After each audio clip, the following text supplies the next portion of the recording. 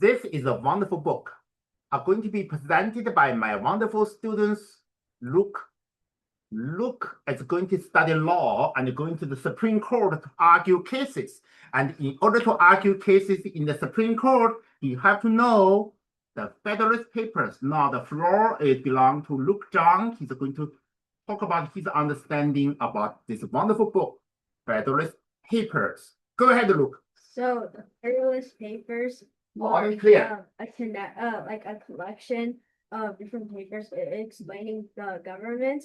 The most famous one being Federalist Paper number 10.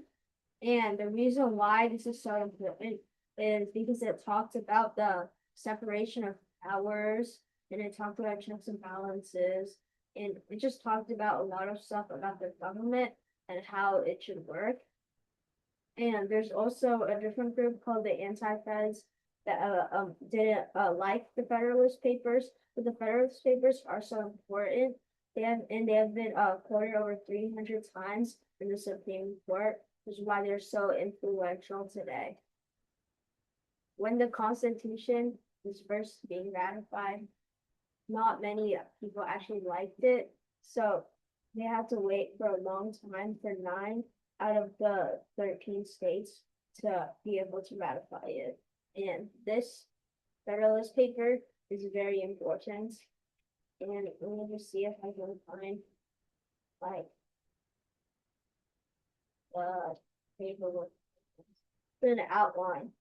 So it just talks about like military powers, like diplomacy. It talks about like presidential terms and like elections. And it talks about Senate, and it talks about treaty powers. And there's like all these Federalist Papers that are put together by Alexander Hamilton, James Madison, and John Jay. Yeah, I'm done.